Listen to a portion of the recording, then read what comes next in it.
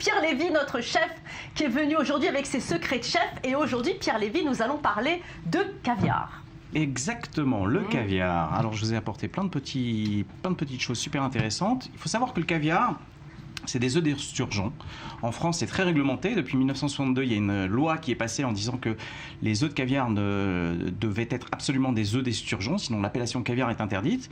Il y a deux types de caviar. Le caviar sauvage, où on a 5 gammes de poissons beluga. C'est celui-là qui est si cher d'ailleurs. C'est celui-là qui est très cher, jusqu'à 12 000 € le kilo. C'est lequel? Faites-moi voir. Voilà, il n'est pas là. Il est à l'image. Et mes marmitons à la régie qui vont vous montrer de belles images de caviar à 12 000 € le kilo. Vous avez du beluga, vous avez de l'ossiètre, vous avez du sevruga, vous avez du sterlet, vous avez du sturio, qui est le caviar qu'on retrouve en Aquitaine, qui est un caviar français sauvage, qui remontait et qui allait frayer, donc qui se reproduisait en eau douce. Et c'est pour ça, à partir de ces Français-là, qu'on a commencé à faire du caviar d'élevage, qu'on retrouve aux États-Unis, en Uruguay, en Italie, très bon. Également en Chine et en Israël. Oui. En Israël, il y a une grosse production de caviar. C'est vrai qu'en Israël, on entend parler des œufs de poisson partout. Hein. Alors, vous avez le vrai caviar esturgeon qui est réservé à l'export, très peu consommé en Israël. Et par contre, l'appellation caviar est ouverte. Et donc, on retrouve tous les autres caviars possibles et imaginables, avec des œufs d'escargot, qu'on appelle caviar d'escargot. Qui sont très en vogue en ce moment d'ailleurs. Exactement, ce sont des petits escargots, les œufs d'escargot, c'est blanc translucide, c'est magnifique. Vous avez du caviar d'oursin, vous aviez du caviar rouge que j'ai apporté ici. Alors c'est du caviar de saumon, on peut le voir peut-être ici à l'image. Oui. Vous avez deux couleurs différentes, légèrement identiques mais assez différentes, qui sont deux caviars de saumon différents de différentes espèces. Vous avez également les œufs de limpe qu'on retrouve ici en noir et en rouge. Donc qui sont ici colorés. Oui. Vous avez... C'est très festif d'ailleurs. C'est très festif. On retrouve ce genre d'œuf sur les sushis. Oui. Les enfants très souvent. sont très friands, Ils adorent ça. Ouais, tout à fait. Ici, on a des œufs de Kaplan qui sont des œufs. Alors on s'en sert bien évidemment pour colorer les mets, colorer les sushis. C'est vraiment très sympa. Ici, vous avez le caviar blanc. Ah. Le vrai caviar blanc, qu'on Unique. appelle le caviar de Méditerranée ou le caviar des Tunisiens, qui sont faits à partir d'œufs de limpe, d'œufs de mulet. On trouve en Israël d'ailleurs. Oui, on trouve en Israël. C'est d'œufs de mulet, on appelle ça la poutargue ou la boutargue, suivant les prononciations, le P ou le B est autorisé. Vous avez également du caviar que l'on connaît, qui est du caviar d'origine végétale, comme le caviar d'aubergine par exemple, que tout le monde connaît, mais effectivement, c'est une appellation autorisée. Vous avez ce caviar vert. Alors ça, c'est la première fois que je vois ça. Expliquez-nous. Ce sont des algues. D'accord.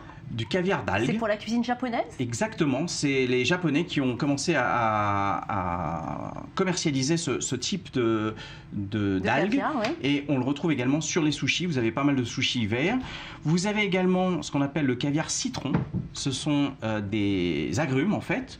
Et les pépins ressemblent à des petites graines de caviar. Et puis, je vous ai apporté ici une nouveauté. Ça, c'est au niveau nouveau, technique. tout beau. Tout nouveau, voilà. Vous avez ramené ça de on voit à France. l'écran les algues et le caviar citron actuellement. Et vous avez donc ici, sur le... Voilà, vous voyez... Alors très bien, le caviar en est en direct. Hein. Donc la fleur de caviar, c'est tout simplement du beluga, enfin du caviar d'esturgeon qui est séché, salé et... on s'en sert tout simplement comme un moulin à poivre. N'en perdez pas trop, je crois que c'est très cher. C'est pas grave. Pour la télé, on a des budgets illimités sur les 24.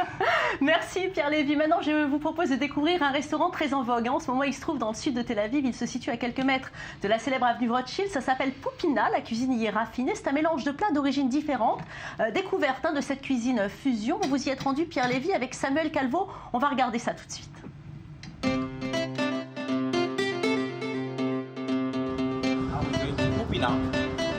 This week. Yeah, come inside. Nice to meet you. How are you? Go to the kitchen. With pleasure.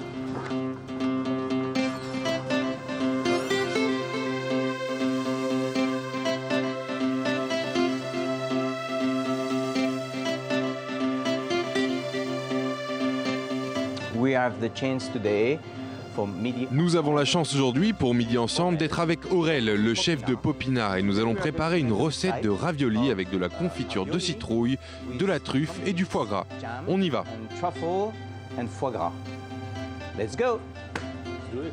On allume le feu. Et voici la pâte fraîche. La pâte fraîche faite aujourd'hui. Au moins une épaisseur de 2 doigts. Pendant ce temps, on va prendre les raviolis et les mettre à l'eau. Al dente. Al dente, 2 minutes. Ce sont des pâtes fraîches, on veut juste que ce soit chaud. On devine tout de suite ce que l'on va manger. On va poser ça ici, on peut voir les pâtes fraîches, la couleur des pâtes est extraordinaire. La base faite de citrouille est là, c'est ce qu'il y a à l'intérieur des raviolis. Ici, on aère la sauce. On met la truffe dans la sauce pour le goût et il y a aussi une très bonne odeur qui se dégage.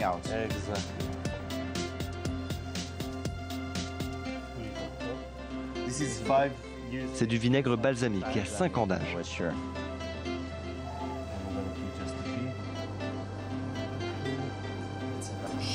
C'est un secret, maintenant nous allons goûter.